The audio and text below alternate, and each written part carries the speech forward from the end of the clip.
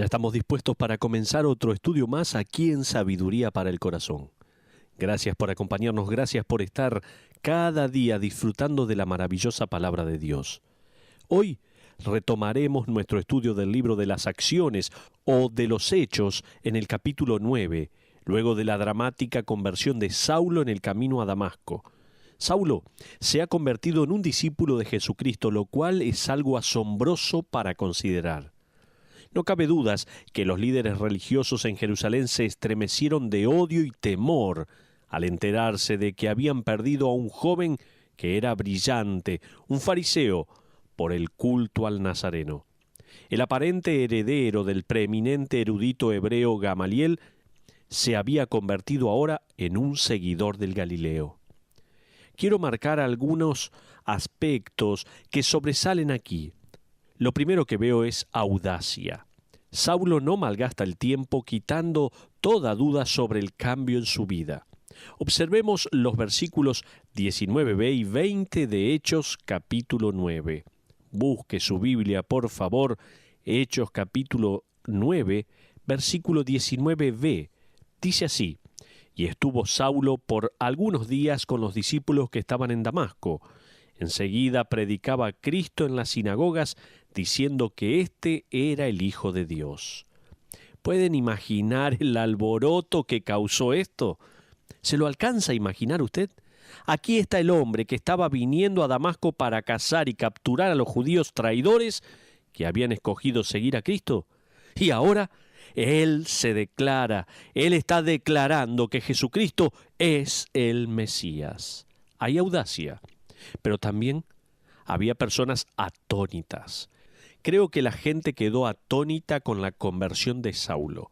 Observemos los versículos 21 y 22. Dice así la Biblia: Y todos los que le oían estaban atónitos y decían: ¿No es este el que asolaba en Jerusalén a los que invocaban este nombre?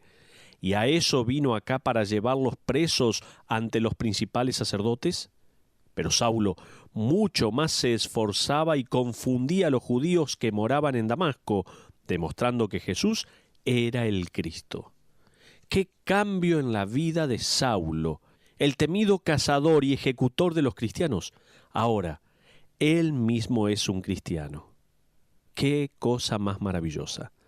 A pesar de que no podemos comprender esto sería tan dramático si estudias historia, es como leer que Gengis Khan está ahora manteniendo estudios de la Biblia en su hogar, o que Atila está asistiendo a un desayuno de oración para hombres.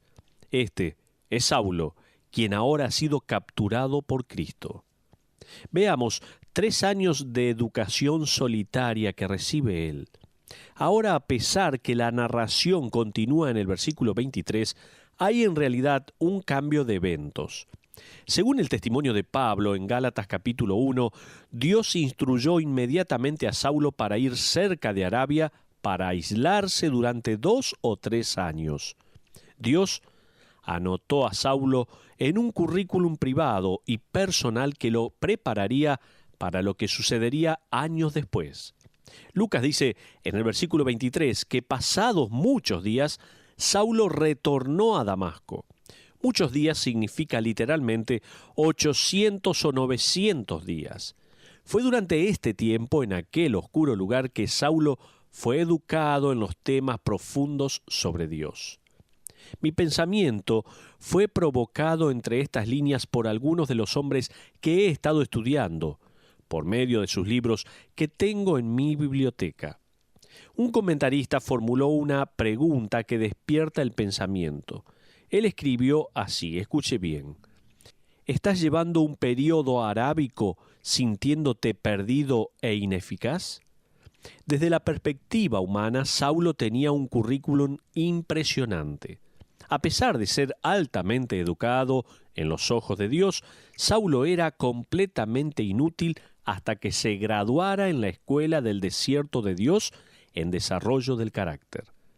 Si te encuentras alistado en esa escuela en este mismo momento, anímate. Esta es la manera de Dios para pulir el acero en la fábrica de tu vida. Qué hermoso concepto nos da este escritor. otro escritor más acordó en esa línea de aplicación y escribió esto: todo cristiano que Dios ha utilizado tomó 1 o 2 cursos dentro de la Universidad de Arabia, un entrenamiento en el desierto. Las tarifas son elevadas, la disciplina es exacta y muchos no lo soportan, sino que abandonan. Para aquellos que se gradúan, los resultados son la máxima dependencia en Dios y la máxima independencia en el hombre. Hasta aquí lo que dice este escritor. Por lo tanto, el Espíritu de Dios arrebató a Saulo a su escuela privada, en donde permaneció en la oscuridad durante aproximadamente 3 años. Me resulta interesante, dicho sea de paso, que esto se encuentra en la misma área geográfica cerca de la base del monte Sinaí, en donde Moisés, el gran líder de esa nación, recibió las tablas de la ley. Será en ese mismo lugar en donde este nuevo líder de una nueva nación emergente, habiendo recibido de parte de Dios esta nueva teología de la gracia. Pero no solamente se muestra acá audacia, personas atónitas, sino también hay un reto a la muerte. Luego de la graduación de Pablo en esta solitaria escuela de diseño de Dios, él regresa a Damasco. Observemos desde el versículo 23 en adelante. Dice la Biblia: pasados muchos días, los judíos resolvieron en consejo matarle, pero sus acechanzas llegaron a conocimiento de Saulo, y ellos guardaban las puertas de día y de noche para matarle. Entonces los discípulos, tomándole de noche, le bajaron por el muro, descolgándole en una canasta. Hasta ahí la porción de la palabra. Me resulta interesante que la iglesia clandestina en Damasco ya había desarrollado una red de comunicación. Ellos probablemente la habían preparado para la venida de Saulo, quien había llegado ahí para capturar a los cristianos. Algún oficial de adentro supo del complot y susurró a oídos de un mensajero: «Ve y advierte a Saulo que están detrás de su cabeza». El mensajero llegó a Saulo y le advirtió. Saulo escapó justo a tiempo. La palabra para canasta en este versículo se refiere a una gran canasta de puerta, quizás tallada anteriormente para permitir la huida de los cristianos del temido cazador Saulo. Ahora es utilizada por el mismo Saulo. No se pierdan la ironía que se encuentra aquí. Saulo intentaba llegar a salir de Damasco en un gran y orgulloso caballo, habiendo capturado a los cristianos. Ahora, este brillante fariseo es un fugitivo más, corriendo por su propia vida. Se escapa en la noche y se dirige a Jerusalén, en donde él espera encontrar apoyo de parte de los apóstoles y de la iglesia en Jerusalén. Pero aquí encontramos defensiva. Saulo se encuentra con una sorpresa desagradable en Jerusalén. Mire el versículo 26. Dice la Biblia allí: cuando llegó a Jerusalén trataba de juntarse con los discípulos, pero todos le tenían miedo, no creyendo que fuese discípulo. ¡Qué tremendo! Veamos y analicemos un poco el punto de vista de los discípulos. Veamos esto desde el punto de vista de la iglesia. Los discípulos habían vivido con el temor hacia este hombre, ¿se acuerda? Tan solo el nombre Saulo de Tarso helaría la sangre de ellos. Habían oído las noticias que había dejado Jerusalén y probablemente se secaran el sudor de sus frentes.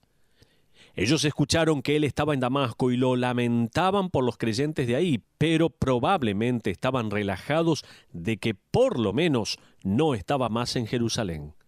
Pronto escucharon un rumor de que él ahora es un nuevo creyente, pero en realidad no lo creen. Luego oyen que desapareció en algún lugar de Arabia y piensan que quizás se libraron de él. Sin embargo, de repente Saulo aparece de regreso en Jerusalén. El texto nos dice que él intenta juntarse con los discípulos de ahí. ¿Pueden imaginarse ese encuentro de la iglesia? La iglesia en Jerusalén tiene cerca de 4 o 5 años de antigüedad. Quizás se encuentran cantando cuando de repente Saulo se ocurre en el fondo. Alguien lo ve y codea a la persona que está a su lado. ¡Hey! ¿Quién es ese? ¿Lo reconoces? No sé quién es. Bueno, debe ser un visitante que viene por primera vez. Busquemos el álbum de visitas para él. Por lo tanto, ellos le pasan el álbum de visitas y él anota su nombre y lo devuelve. Buscan su nombre y dicen pasmados: ¡Saulo de Tarso! ¡Detengan la música! ¡Tenemos un invasor dentro de la iglesia! ¡Cuidado! No se nos da ningún detalle sobre esto. No sabemos si Saulo fue a una reunión de la iglesia o si vio a los discípulos en la calle de la plaza del mercado. El texto nos dice que él intentó juntarse con ellos, pero ellos no querían, estaban asustados. Ellos lo excluían, les cerraban las puertas en sus narices y no creían que fuera un nuevo creyente. Quizás ellos pensaban que era un agente encubierto del Sanedrín. Estaban a la defensiva, eran cautelosos y quizás hasta estaban resentidos. Ese es el punto de vista de los discípulos o de la iglesia. Ahora veamos y observemos esto desde el punto de vista de Saulo. Imaginen cómo se habrá sentido cuando golpeaba las puertas de los discípulos. Saulo está nervioso y tal vez hasta asustado. Él ha dejado el mundo del judaísmo que tanto conocía. Ha perdido a todos sus amigos, los escribas y los fariseos también. De repente, es él casado y quiere ser aceptado por la iglesia que él mismo perseguía. Toda puerta que golpeaba allí Saulo probablemente se cerraba en su cara. Saulo es un joven creyente despreciable quien es rechazado por ambos mundos. Por un lado, es desechado por el judaísmo y por el otro lado no es querido por la congregación de los santos. ¿Cómo creen que se sintió Saulo cuando golpeó una de aquellas puertas por primera vez? Piensen lo que debió haber sentido y estar en esos zapatos de Saulo. Su corazón estaba latiendo rápidamente. Las palmas de sus manos estaban sudando. Es una persona normal, igual que usted, igual que yo. Ahora, Saulo se va a presentar a sí mismo ante un grupo de personas. ¿Han estado alguna vez frente a varias personas? ¿Han dado alguna vez sus testimonios? Es intimidante realmente. ¿No es así? Estaba leyendo sobre una persona que estaba por hablar ante miles de personas en una convención y estaba muy nervioso. Estaba en una habitación adyacente al auditorio, justo antes de salir y caminaba de un lado a otro. Una mujer entró en la habitación y le reconoció como el orador. Ella sonrió y le preguntó si estaba nervioso. Él respondió: ¿nervioso? No, para nada. Estoy acostumbrado a dar charlas. Ella le respondió: entonces, ¿qué está haciendo en el baño de mujeres? ¡Qué interesante! Saulo está asustado. La iglesia está asustada. Pero permíteme formular en este momento un par de preguntas. Aquí van las preguntas. ¿Dónde estaba Pedro, el apóstol de la segunda oportunidad? ¿Dónde estaba Andrés, aquel conocido por traer ante Jesús a los forasteros? ¿Dónde estaban los líderes de la iglesia? Todos estaban en silencio. Todos estaban reprobando la prueba. Saulo necesitaba desesperadamente un puente hacia el otro mundo. Y en ese momento algo ocurre. Algo tan maravilloso que Dios quiso que nosotros nos enteremos qué sucedió. Un constructor de puentes llamado Bernabé dio un paso adelante. Aquí vamos a ver algo diferente. Observemos el versículo 27. Dice: entonces Bernabé, tomándole, lo trajo a los apóstoles y les contó cómo Saulo había visto en el camino al Señor, el cual le había hablado, y cómo en Damasco había hablado valerosamente en el nombre de Jesús. Hasta ahí la porción de la palabra. Quizás Bernabé había estado esperando a consideración de los apóstoles. Quizás no quiso actuar fuera de lugar. Este es un rol del liderazgo. tal vez habrá pensado él. Tal vez esperó por otros en la congregación que tuvieran el don de misericordia. Sin embargo, parecía que ninguno estaba tomando cartas en el asunto. Quizás Bernabé también está un poco temeroso de Saulo, no lo sabemos. El texto insinúa, sin embargo, que en algún momento Bernabé se encuentra con Saulo y escucha personalmente su historia. Quizás vio a Saulo en el mercado y caminó hacia él y le dijo: «Tú eres Saulo, ¿verdad? Bueno, yo soy Bernabé y pertenezco a la iglesia en Jerusalén. Escuché que ahora te reconoces como cristiano. Sentémonos un poquito aquí y hablemos. Quiero escuchar tu historia». Eso es todo lo que Saulo hubiese necesitado. Estoy seguro que Saulo contó toda su historia. Finalmente, alguien lo escucharía.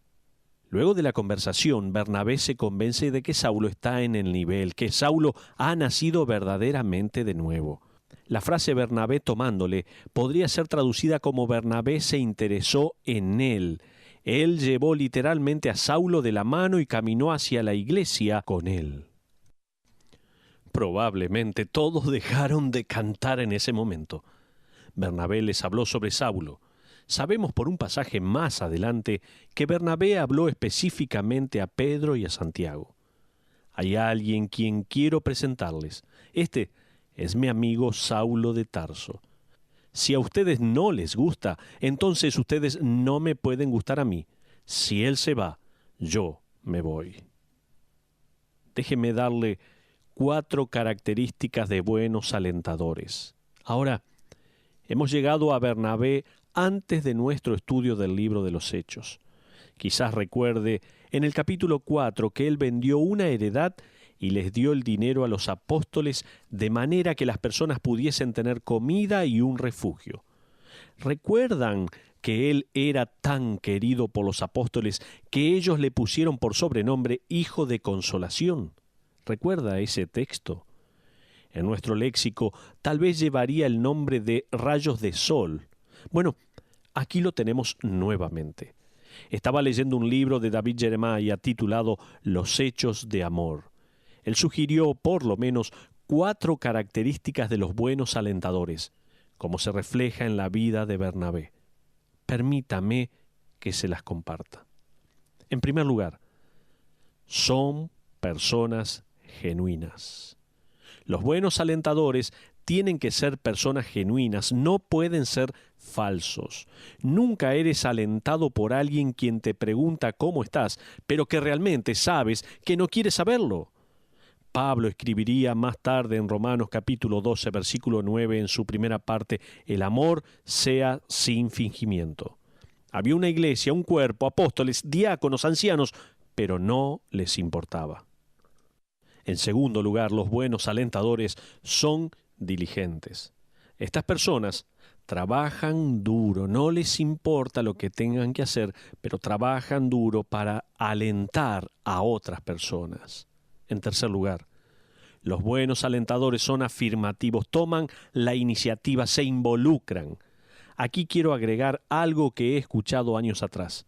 Quizás recuerden al comediante Flip Wilson. Un día alguien le preguntó sobre su religión. Él respondió: soy un espectador de Jehová. Ellos le preguntaron: ¿qué quieres decir?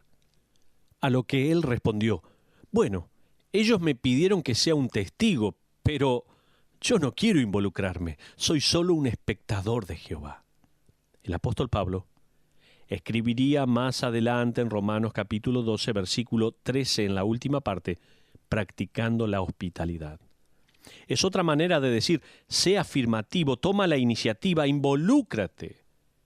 Pero no solamente aquellos que son alentadores son personas genuinas, no solo son diligentes, no solo son afirmativos y se involucran, sino que también son desinteresados.